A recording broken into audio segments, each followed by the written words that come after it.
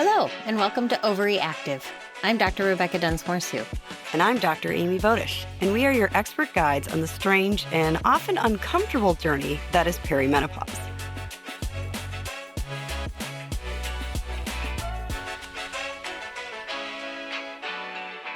Hello, everybody, and welcome back to Overreactive. I'm Dr. Rebecca Dunsmoor-Su. And I'm Dr. Amy Voedisch. And I am basically freaking out right now because we have another guest. And this episode should be dropping on February 13th. And we thought it would be super timely and helpful to go over how to give yourself the gift of good sex for Valentine's Day. Love it. I'm so excited. I'm such a nerd. And one of the things, so what I'm so excited about is we have our guest with us today. So we have my friend and colleague, Dr. Leah Millheiser is here. And I had the pleasure of working with Dr. Millheiser for a very long time at Stanford, and she is a sexual medicine expert. So Dr. Millheiser, please tell us a little bit about yourself. I've known Amy for a very long time. Thank you so much for having me on. I'm so excited to talk about what is my favorite medical topic ever and the most fun to talk to patients about. A little bit about me. I have been practicing gynecology for the past 20 years. My focus has been on female sexual medicine, almost exclusively with a foray into menopausal health as well. So the two overlap quite a bit. And I have been very privileged over the years at Stanford and now at Palo Alto Medical Foundation to offer patients the gift of great sex after menopause. That's wonderful. Why did you start doing this kind of medicine? What sparked your interest? I'm fascinated. That's a great question, and a question I get asked a lot because people sort of wrinkle their nose. They're like, what is that female sexual medicine thing? I am a child of the 70s and 80s, and I grew up listening to Dr. Ruth Westheimer, and she was my idol. I listened to her radio show every Sunday night. My friends and I in middle school would be on our phones, like our actual cord phones attached to the wall.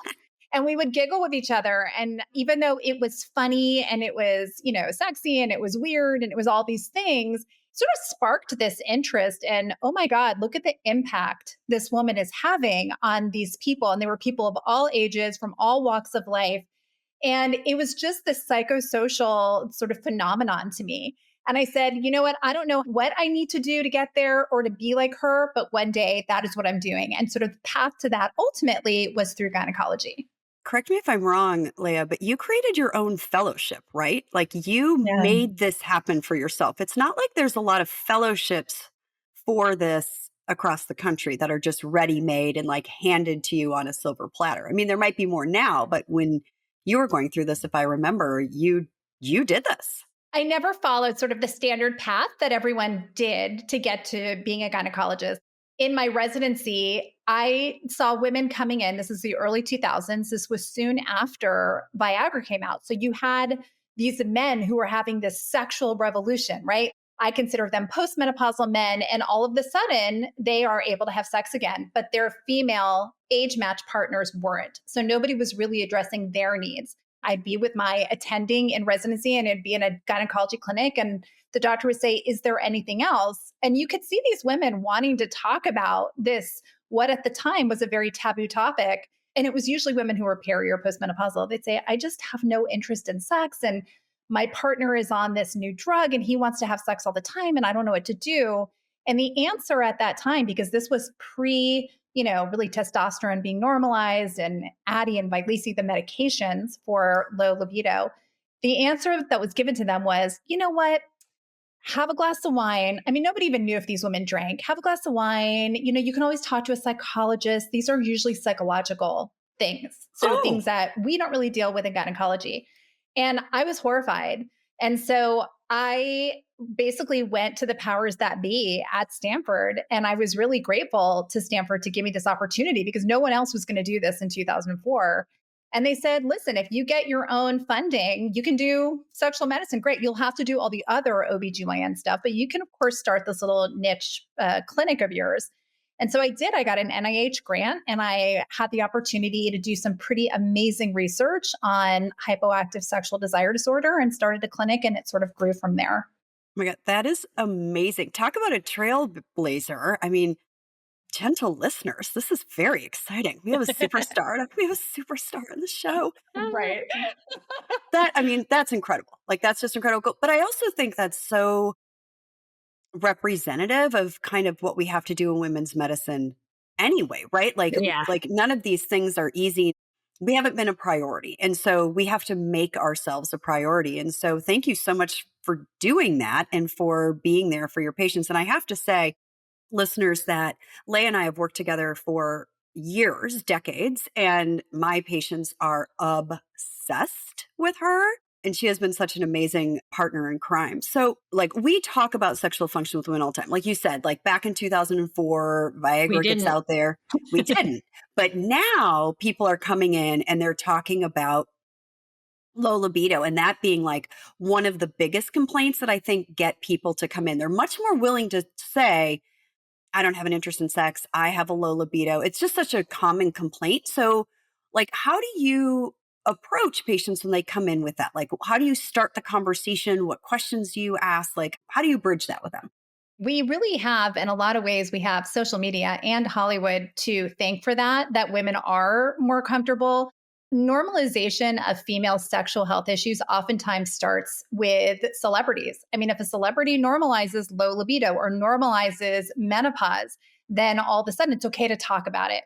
I think because it has become such a big, popular topic, especially in social media, and you have more and more sort of social media docs coming out and making it a priority for patients, I think it's easier for them to talk about it. But it really, for many years, was sort of this, art form of how you do the sexual history and how you sort of gracefully ask a patient without scaring them off about this topic of low libido or sexual function. I say that any field of medicine, it doesn't matter if you're a gynecologist, an oncologist, you name it, endocrinology, ophthalmology, it can be anyone.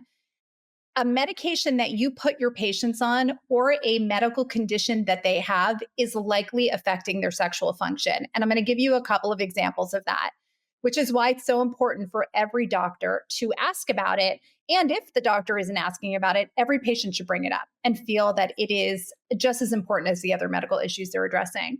So when a woman goes through treatment for breast cancer, she's oftentimes put on 10 years of a medication called an aromatase inhibitor that makes the vagina basically like the Sahara Desert. Sex becomes incredibly painful.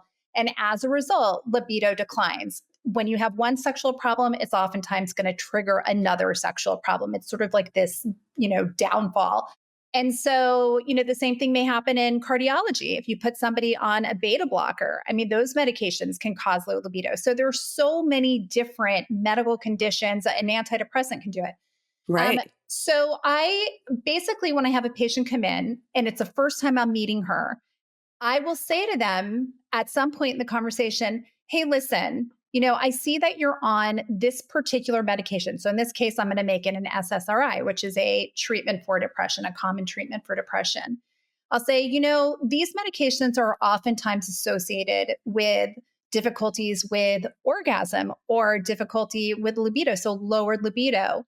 Has this been an issue that's been affecting you, or do you have any other concerns about your sexual function that you'd like to talk about? Because truth be told, about 44% of women in the United States of all ages experiences a sexual concern. Doesn't mean it's sexual dysfunction, but it can be something that's affecting her relationship, her sense of well-being, her sense of femininity, just her joy in general.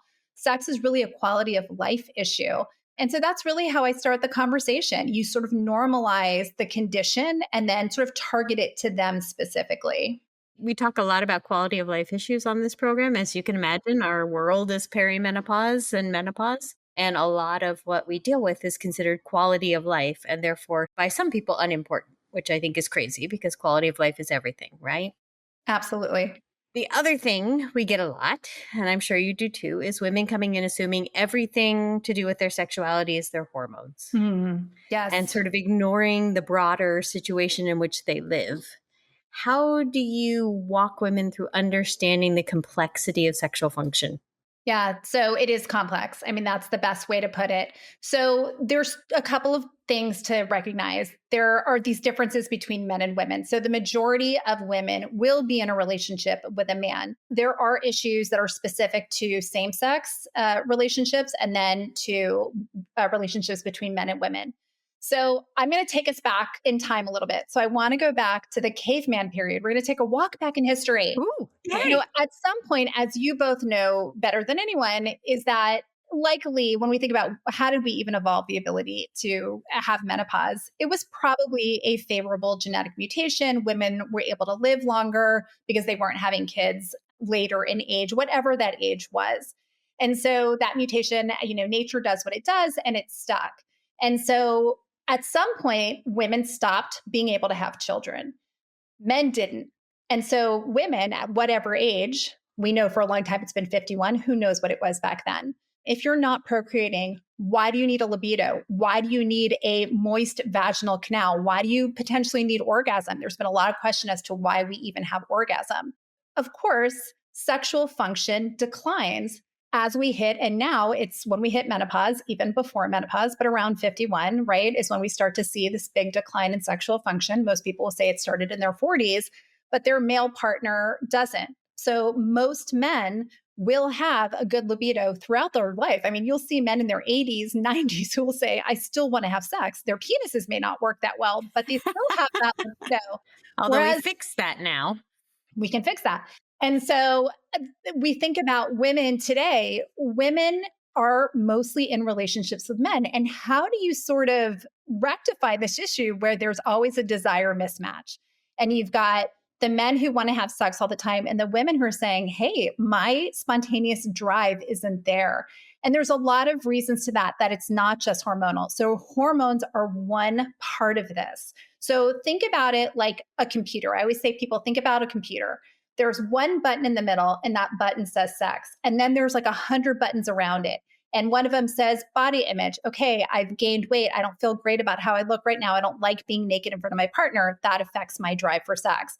Stress from work, stress from kids, financial issues, family issues, whatever it is. Women display much more sexual plasticity. That's a fancy word just to say that women are more impacted by environmental factors compared to men.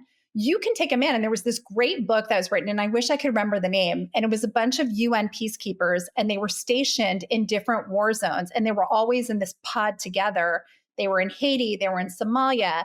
And this woman basically said, it was fascinating. There are bombs coming down around you. There are people being shot around you. The men in our group still wanted to have sex. The women are, thinking, save your life. There's no interest in sex, but the men did. And this was this really interesting thing that she observed. And it's very true. And so you have to think about, as a woman, especially as you're going through the menopause transition, what are all the different factors that are affecting your sexual function? Because this is why testosterone does not work in all women. It only works about 40% of the time.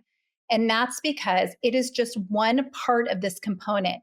When you go through menopause, you're not sleeping well, you're fatigued. Fatigue affects sex. There's weight gain that affects body image. There's relationship changes that happen. There's all these other things that are going on that affect sexual function. So that's why we say, listen, with testosterone, there may be a modest improvement in sex drive. It's not the panacea. It's not going to fix everything. I think there is a lot out there in the world right now on Instagram, on TikTok, that testosterone is a panacea for everything. Oh, yeah. And I know Amy and I spend a ton of time explaining to women that it's not that they're not having sexual problems because their testosterone went down. That's right.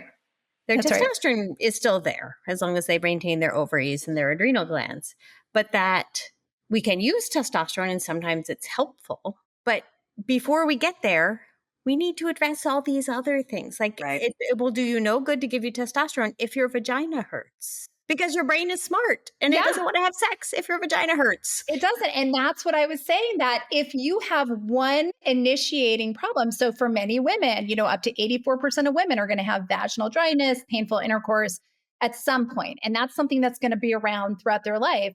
If your vagina, again, feels like the Sahara and it feels like there's razor blades cutting you open every time you have sex, you're not going to be interested in sex. You're going to be avoidant of sex. But oftentimes, if that was your sort of presenting issue, so that's the reason you don't have sex, if you fix that, oftentimes the libido can improve. And, interestingly, I talk to women about they always ask, well, what do I do? There is something that's very important for women to understand. And this is what happens during the menopause transition and beyond. Most of us will lose our spontaneous sexual desire. So that trigger, right? Okay, it's Wednesday, the wind blew. I want to have sex now. Or, oh, look at my partner coming out of the shower. Okay, I want to have sex.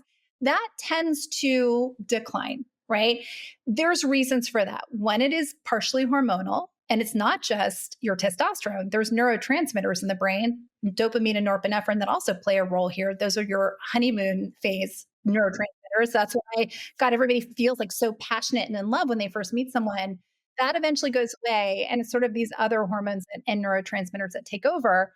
But there's something that happens when you've been with someone for years, which is the novelty, right? People say, well, I feel a little bored and we do the same thing. And, it's not as fun as it used to be. It takes work. Sex after menopause takes work. It's worth it. It's enjoyable, but it's not going to be like, oh my God, so spontaneous and fun. You have to plan. So, most women who lose their spontaneous sexual desire will have what's called responsive sexual desire. So, they go into a sexual act for an incentive. So, an example would be, I don't really feel like having sex tonight. I'm tired. The kids are stressing me out. I have so much work to do, but I know it's important to the relationship. And I know that my partner wants to be intimate and I want to do it for that person. And so I'm going to be receptive to my partner's advances on me. So I'm going to say, oh, yeah, okay, we'll have sex, even though I don't feel like it. During the act, as long as the stars are aligned, you have privacy, you've got enough lubrication, like all the things are working, then you will probably experience what's called responsive sexual desire, which is where, okay, I didn't start off in the mood, but wow, this feels good and I'm enjoying it. And now I am in the mood and I am aroused. And then, even more so, if the stars are aligned, you'll have an orgasm. That's the other thing that women have to understand. Orgasms become a little more elusive after menopause, and you have to work a little harder. And sometimes they happen and sometimes they don't. It doesn't mean that it was not a satisfying, wonderful sexual experience. It still can be. And you probably have achieved that incentive of being close to, you're close to your partner, everybody's happy.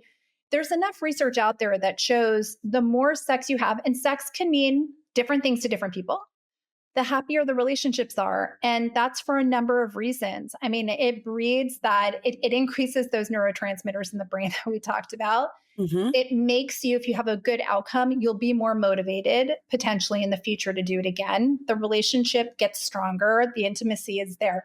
Now, the work has to be put in though, because to get to that point where you agree to be in a sexual act, again, you have to do some planning. So I tell my patients, pick a night or 2 nights or 3 nights during the week where you're going to be intimate with your partner. Again, it doesn't have to be penetrative. It can be taking a shower together. It can be messing around. It can be whatever you want. Go on dates. If you haven't been out on dates, go out on a date. You know, bring novelty in, sex toys, whatever it takes to kind of change things up a little bit.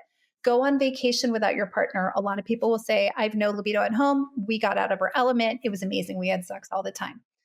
If there are issues with vaginal dryness, get that addressed. If there are other sexual function issues, get that addressed. Everybody after menopause should own a vibrator. Most women will need them to help with orgasmic function, to make orgasms more intense or to make them even happen. I mean, these are the things that we talk about. It really is about reinventing yourself in the relationship. I love that you mentioned planning sex because I use that technique a lot with my patients. They're like, oh, but that's not spontaneous. I'm like, your partner does not care if that sex is spontaneous.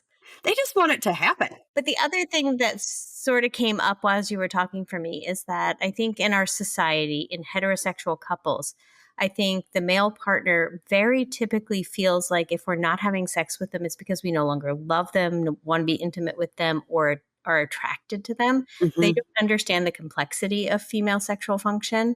And sometimes that communication piece is what's really missing. You're right. And if I had $1 for every time a woman over the past 20 years has brought their husband or male partner in to say, explain to him what's happening to me. And every time, and Amy, I am sure that I at some point walked out and said, we need to have a class with all the men in, the Yep. Bay Area explaining this. And once you explain to them sort of that in that cycle of we don't always have spontaneous, it doesn't mean we don't love you. It doesn't mean we don't find you attractive. It's just how our brain works now. We still love it. We still enjoy it. We still want to be close to, but this is how it works. It's like this light bulb goes off because men typically, and it's not to say that men don't have their own version of menopause, andropause, whatever you want to call it. There are men who experience low testosterone and low libido.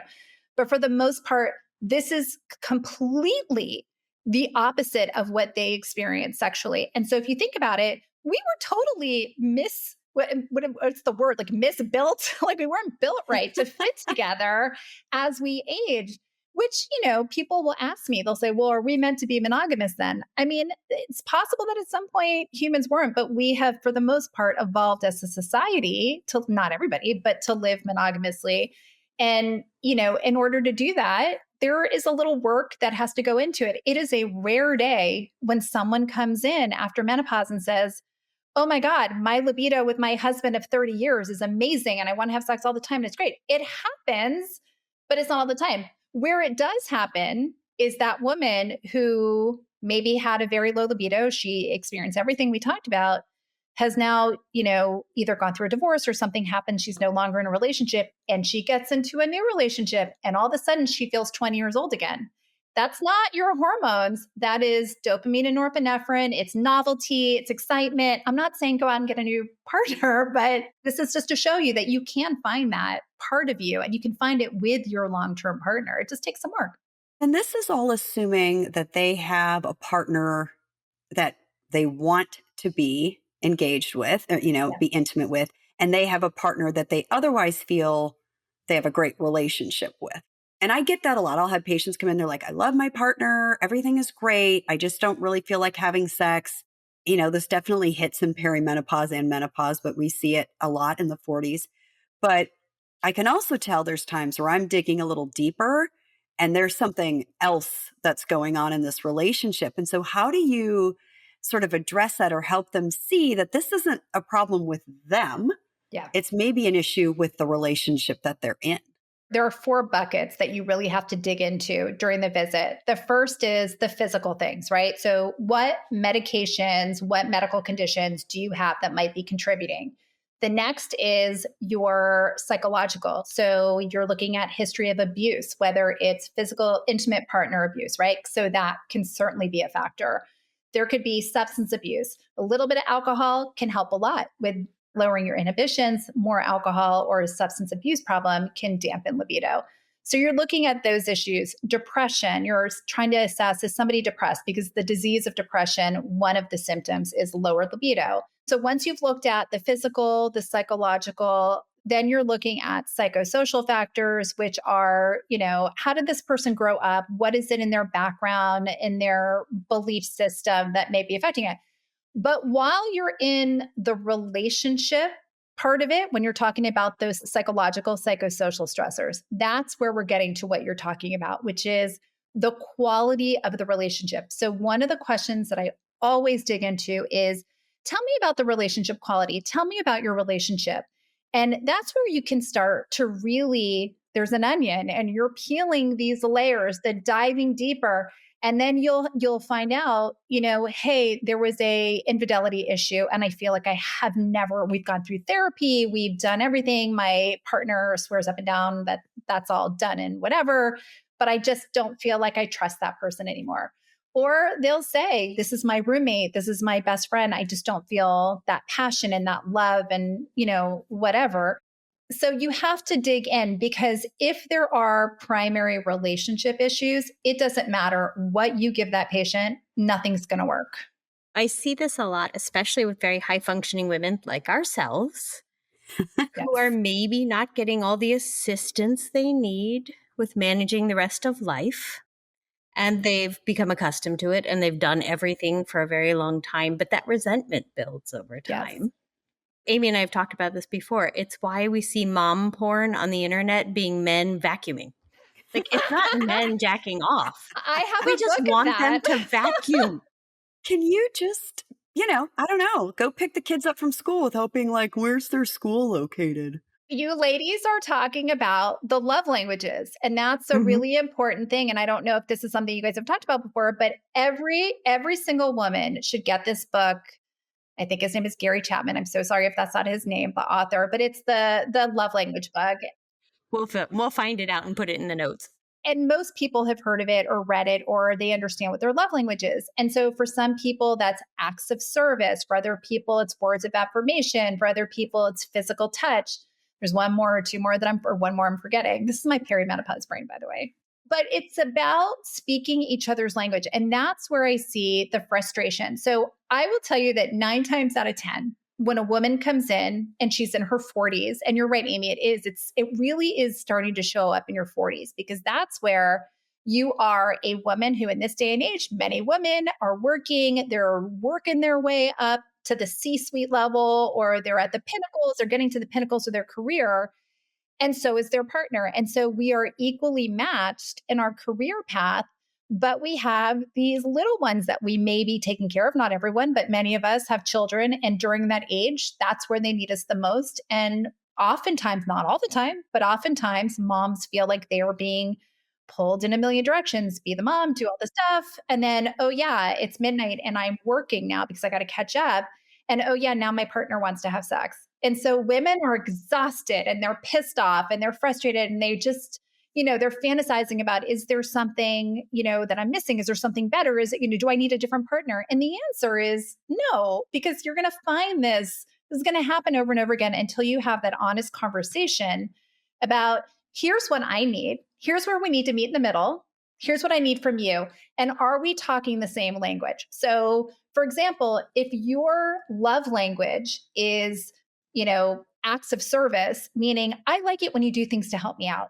That's what I like. That's what turns me on. That's what gets me going. You did the dishes. You took the kids. I didn't have to ask you. It just made me so happy. And, let's have sex tonight. Versus his maybe physical touch. Many men, their love language is physical touch. So they want their show of love to be through touching the person, kissing the person, like whatever physical. You have to speak to their language. You can't expect their language to be yours. And Right. so that's important, that every couple know what their love language is and speak to that. The second thing is, intimacy does not start in the bedroom. It does not begin and end in the bedroom. It begins the minute you wake up in the morning, right? It could be that you say to your partner, hey, you know what? You look great today. Or I love how you smell. Or, do you remember when we went on that date last week and we did this and it was so amazing? I can't wait to do that again. I mean, there's just things that start, or hey, thank you for driving the kids, or thank you for getting them up and making breakfast and I didn't have to ask you. It's with sending each other just text messages throughout the day, miss you, love you. Like, people forget to say those things to their partner. It doesn't end after the honeymoon period. It is throughout your life. Men, I'm going to this is not a secret, but it is a secret because I feel like every time I tell my patients this, they're like, oh, really? Men want to be men. I'm generalizing. Okay. So for the men, don't come after me out there if you're not like this. But Don't worry, we men, don't have any male listeners. I mean, the truth is, and it goes back to those caveman days of what our roles were from a biological evolutionary perspective. Men want to be made to feel like the warrior, the protector, the virile. I'm going to go out and kill a saber-toothed tiger or whatever it is and bring it back and feed my family. And unfortunately, or fortunately, if you speak to that, oftentimes men respond. It's a virility thing. Men want to be made to feel masculine. It's not all men, but it's many men. And so recognizing that if you give a little, they're going to give a little. You're going to see this feedback cycle because it's improving the quality of intimacy in the relationship. The other thing that I talk about is kissing. When was the last time you made out with your partner for 10 seconds? I ask every single patient this question. And most of them, I had a patient recently who said, years. We don't make out anymore. And I said, well, that's one of the most intimate things that you can do with a partner other than penetrative intercourse. It is that connection. And most people don't do it. So I always give people this homework assignment of building up to that. Sometimes it's weird and awkward at the beginning, But just starting with kissing for more than like just that quick peck, like holding that connection for 2 to 3 seconds. Holding hands when you go out, when you go to the movies, holding hands, when you're out walking, holding hands, putting your arms around each other. All of those things are the buildup. But so much of it for women is mental. And so, whereas men want to be made to feel virile, and again, generalization, same goes for women. Women want to feel valued. They want to feel respected. They want to feel beautiful. They want to feel that their partner looks at them in all of these ways.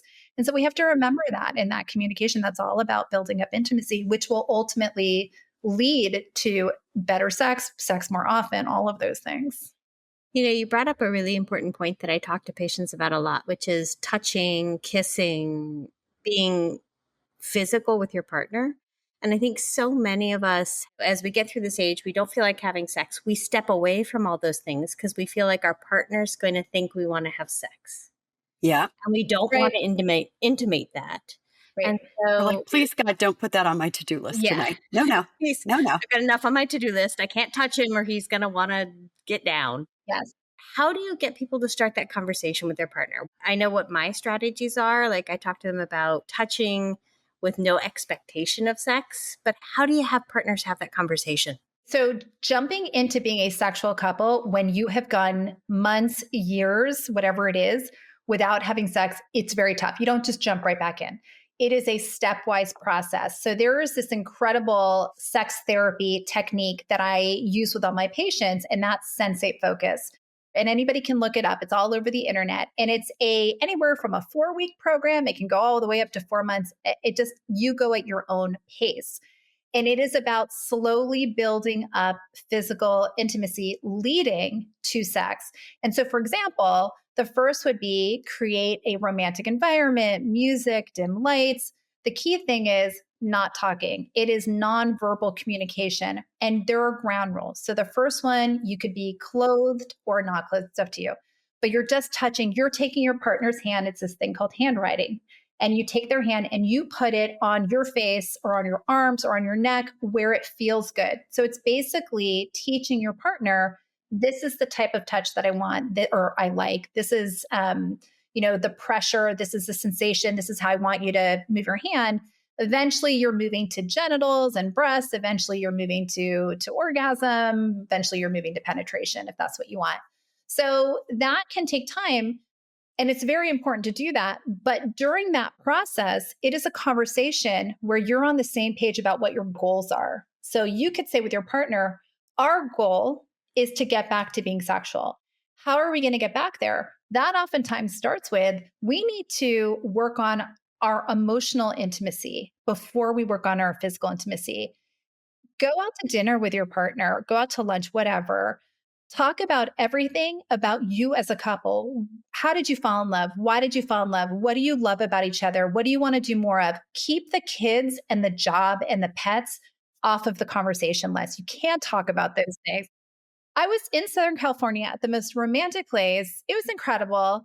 And everyone around us had their dogs. We were all there from other places, and people were there with their partner and their dog. And I'm like, why do you have your dog here with you? You're here in a romantic place on a romantic, like, how is the dog? They're in the bedroom with you. It was just weird. So, Yeah, you're not getting down when the dog's in there. No. No. and to that point, keep the dogs out of the bedroom. I know we all love to have our pets near us at all times. Pets don't belong in the bed. Pets are a way to avoid physical intimacy. So keep Fido, either on the ground where they'll stay on the ground or outside the bedroom until sex is over. That should take priority. I'm going to need you to talk to my dogs about that. And my cat, who likes Yeah. to sleep on my belly. I I don't need know. you to talk to my husband, like when you have to bring the husband in and say, talk to him. I'm going to need you to explain it to my I'll Labradors. do. I'll do some pet therapy. No, it's true. I mean, and hey, listen, we all love our pets and they're very comforting, but it's going to get in the way. And the same goes for kids, right? Years ago, from a colleague, it wasn't even a patient, so I don't feel like this is like a HIPAA thing. It was a colleague who said, "Oh yeah, we have little kids. They'll sleep on the floor, and while they're asleep on the floor, we'll have sex in the bed. They don't know. They don't hear us. They're small. They don't care." I'm like, no, the kids need to be out of the room. Like, I get it. They don't hear you. They don't see you. They need to be out of the room. Like you should have privacy. The door should be locked. There should never be anybody but you and the partner in the room. The key is to be on the same page when it comes to what your goals are. And for many couples, the goal is we don't want to have penetrative intercourse. We just want to mess around every now and then, or we just want to be more emotionally intimate. There are couples who don't want sex at all. They're both on the same page of we don't want penetrative intercourse, but I'd like to get back to being more romantic. That could be just as satisfying. Where it becomes a problem is where you have what's called desire mismatch, where one partner wants to have sex and the other partner doesn't, because sometimes that could be a recipe for disaster. And so you really want to make sure you're working to a solution on that together. So it's one of the things that I'll talk to my patients about where they're talking about libido. And I will say, having a low libido isn't necessarily a problem. Right. Like if you're comfortable with it, you're happy with who you are, you're happy. I mean, and please correct me if I'm wrong, if I've been No, screwing my you're right. patients up for the last. You're right. No, you're right.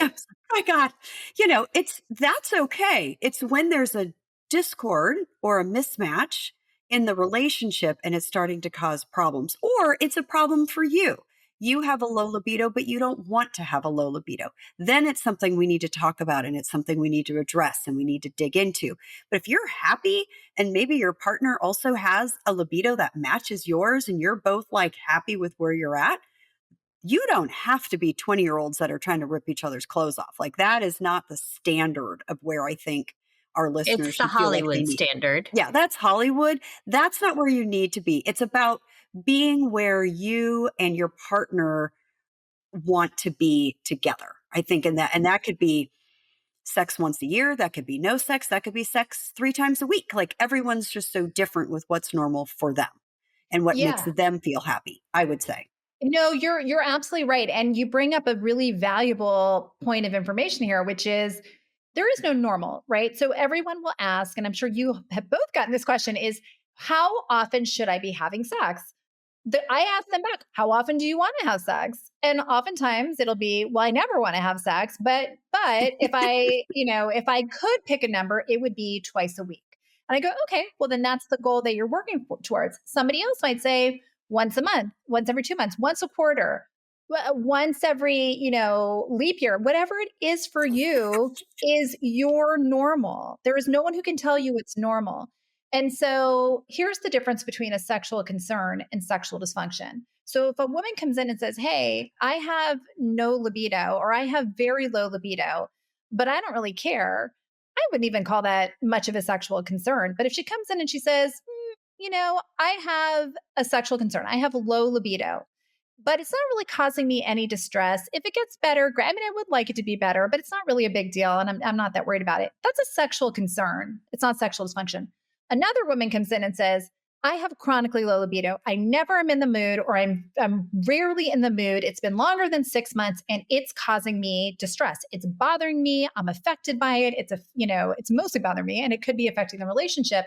That's when it becomes sexual dysfunction. So there's a big difference between sort of this thing that we call sexual dysfunction, because every woman will experience low libido, whether it bothers them or not. It's really subjective. So you really have to your point, discern, is this something that's bothering you that you want to make better? Or is this something that you're fine with? And I'll tell you, the majority of people who see me because they're having a problem. But, a lot of women will come in and say, it doesn't bother me. Or they'll say, yeah, I hit menopause. You're not supposed to have sex after menopause. I will, to those people who feel that that's the case, I would say be careful because your partner may not be thinking that. And so, again, you just want to make sure that you and Right. your partner are on that same page. And you see these movies where people are having these Yes. crazy sex. We have swung, the pendulum has swung from when I was growing up, it was all in the family. The wife on that show was like typical moo non sexual. I think in the show, she was in her 40s. I mean, there was Right. nothing sexual about the midlife woman. Now you have movies with Nicole Kidman where she's like this sex obsessed, almost submissive, and it's like all about the orgasm and the sex. We swung the other way and maybe sort of, again, it's a fantasy, right? It's not the reality. Can a woman get to that? Of course she can, but women shouldn't go around thinking that that's the norm. The norm Right. is Most of us have low libido. It will wax and wane. You may go on vacation and it's amazing. You may come back to the stress of your life and it's not. It's a matter of building the sex life that you want. It takes time. It takes some energy. It takes toys sometimes, a lot of times, and that's okay. It's normal. The only time there's an issue is if it bothers you and you want to make it better. Yeah. That's where you really should talk to somebody like me or like the two of you about these issues. I have a lot of patients who'll come in just to pivot a little bit because I think we've kind of set up sort of how complicated this is for women. They often come in and they want a quick fix. They want the little blue pill for them. I guess my question is, how do you counsel on the treatment options? Like, when would you consider a prescription therapy for this? And what are the prescription therapies that you sort of play around? Like we've talked about, we've kind of mentioned some names, but like maybe we can dig into that a little bit.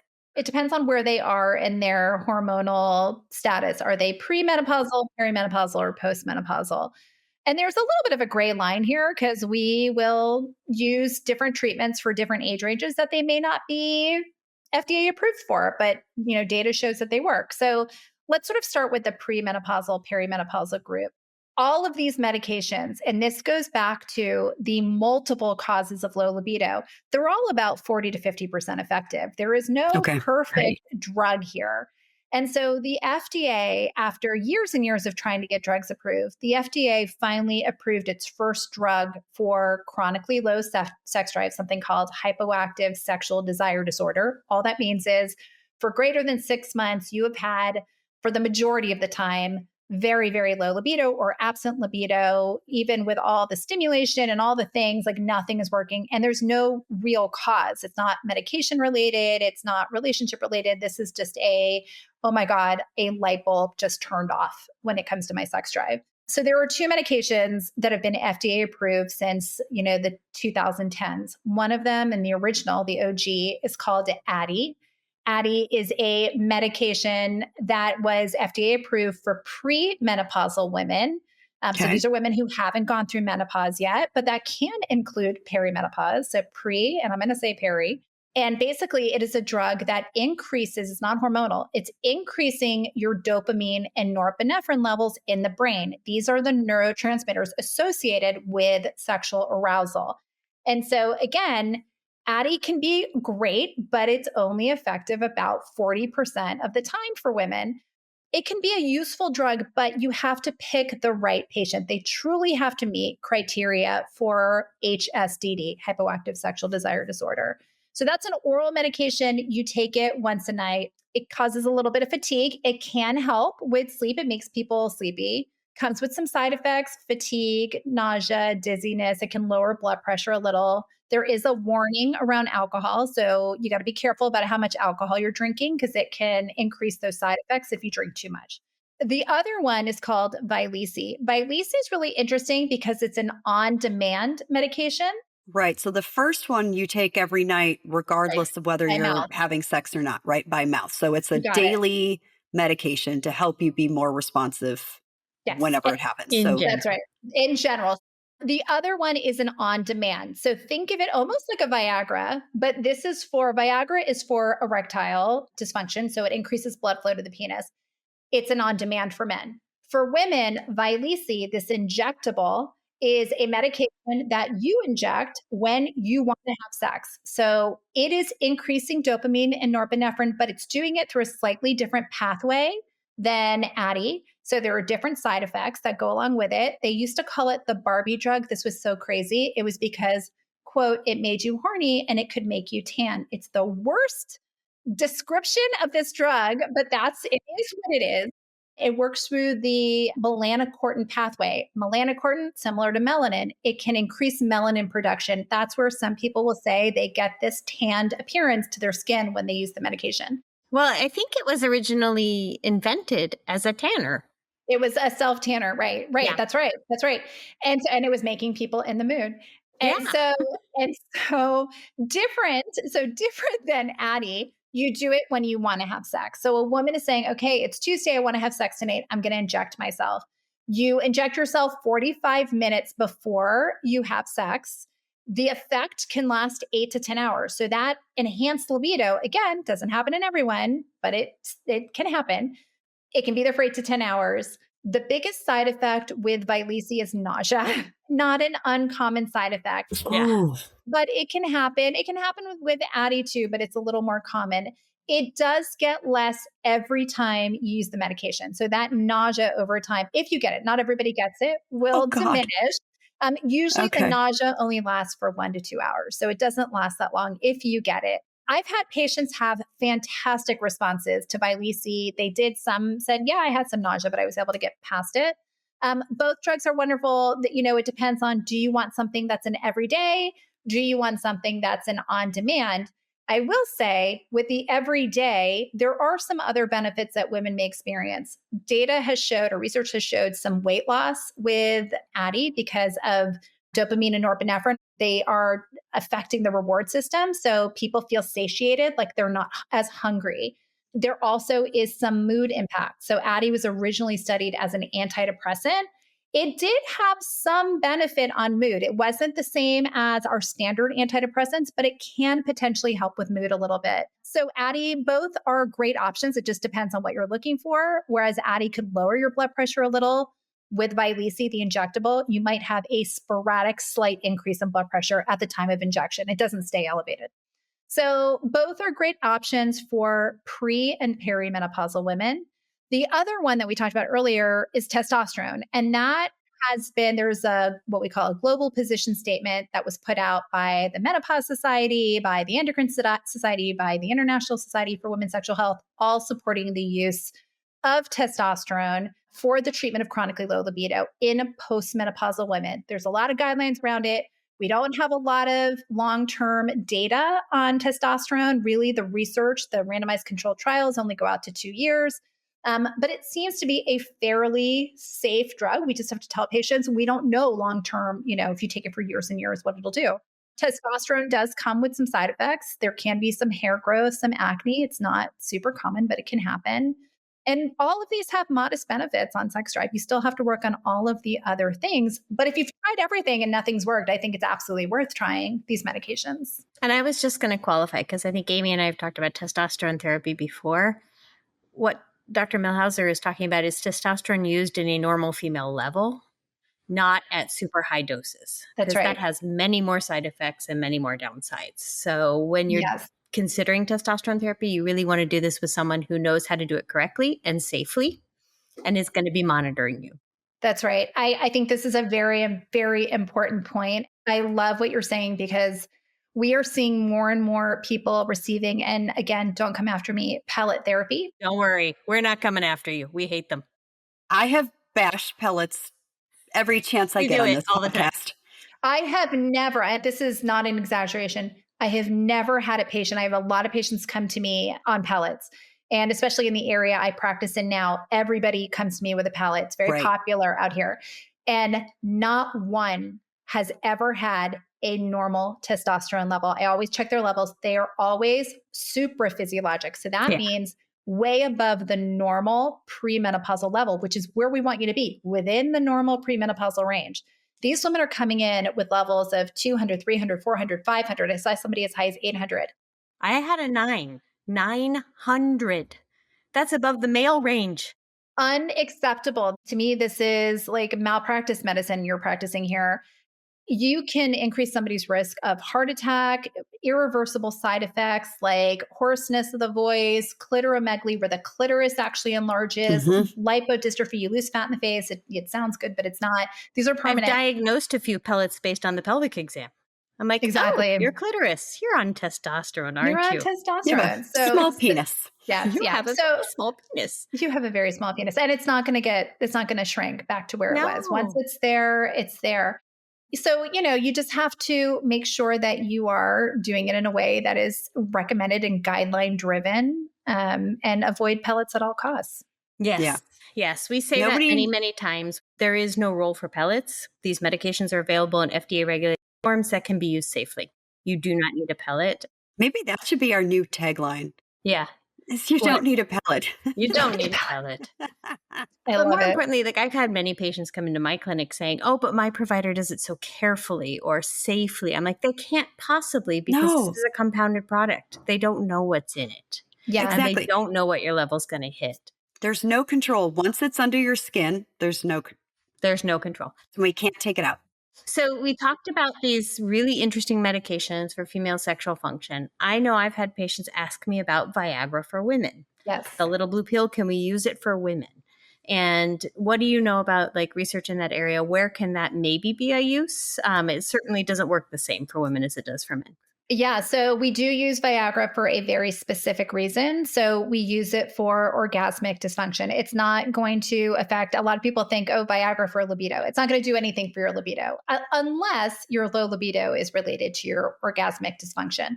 So some women have difficulty achieving orgasms because of decreased nerve conduction or decreased blood flow.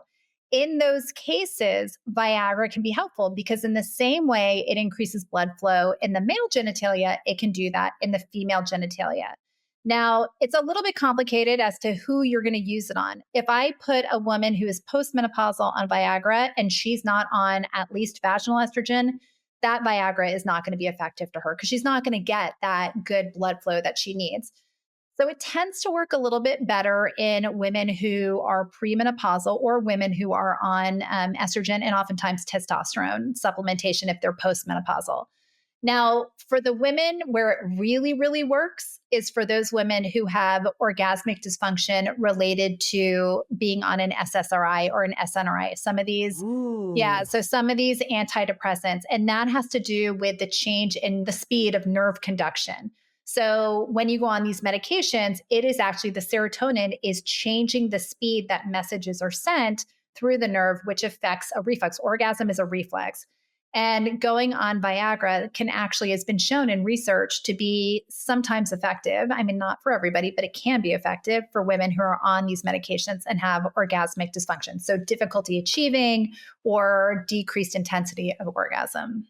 That's actually a really great point because for some women, changing their SSRI is not an option. Like they've gone through many different medications, it's finally controlling their depression, and we don't want to take that away. Right. Right. You're right. And so there are different things that you can do. This is something that I see a lot, which is medication induced sexual dysfunction. And one of the things that I always talk about is okay, we know that there are antidepressants that have less of an impact on libido and less of an impact. SSRIs and SNRIs. So, for example, Prozac, Zoloft, Paxil, those medications, Effexor, can all affect orgasm and libido, some more than others. There are others out there that don't. So the first thing I say to a patient is, hey, your mental health is of the priority here. And because they'll say to me, take me off, put me on something else. I have them work with their mental health practitioner or whoever's managing their antidepressants. And I have a conversation with that practitioner all the time, say, hey, here are some of the other ones. Is it possible to try these because her sexual function is so impacted? We oftentimes will try Viagra in the case of the orgasmic dysfunction. Hmm. Um, Sex toys, so vibrators. We haven't talked about the sex toy category yet, but sex toys are really important. Some are better than others when it comes to vibrators. Now, why vibrators are important, and this goes for women who have orgasmic difficulties and women after menopause. And it all comes down to that decreased nerve conduction and decreased blood Hmm. flow. You need all of that to have a really good orgasm. Vibrators can help increase because of the higher amplitude of vibration.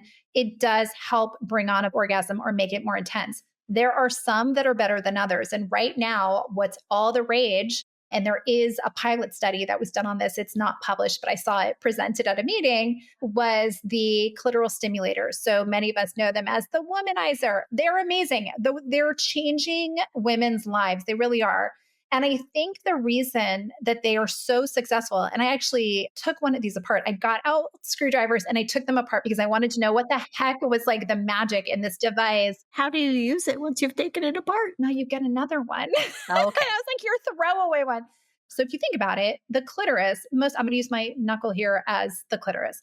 And most vibrators, of course, there are G spot orgasms. There's a million different orgasms, by the way. There's clitoral, G spot, A spot, Z spot, you name it, nipple, ear. There's a lot of ways to achieve orgasm. The majority of women will have it through clitoral stimulation.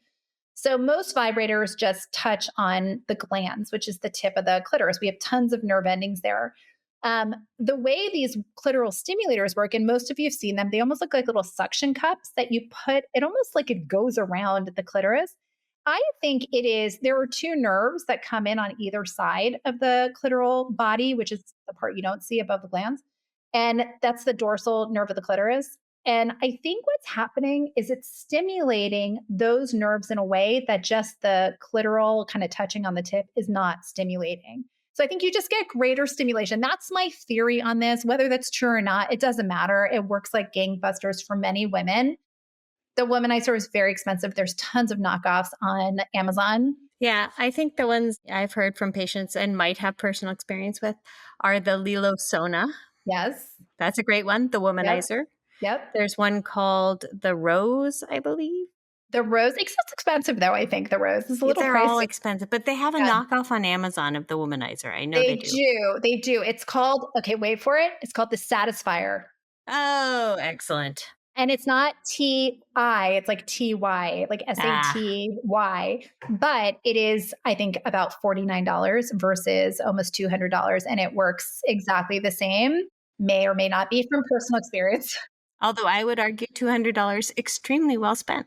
Extremely well spent. So there are different things that you can do. I think the main thing here when it comes to sexual health is identifying what the primary issue is. Is it orgasm? Fix that. And then all the other issues tend to get better. Because if your initial inciting sexual concern is treated, usually any subsequent sexual things that come up will get better as a result. There's so many other things that I think we could talk about. There's so much So much. here that's amazing. So we may need to have you come back, Oh my Dr. God, so Millheiser. fun. I feel like, can I we all just get know. like a little mug of tea and talk about sex? Like, And just talk Yes, about sex. I mean, this has all the been, time. I know, I would love to. And I think just in the interest of time and all of that, we'll have to end it here, which makes me very sad. But I definitely would love you to come back. Thank you so much for thank being you. here.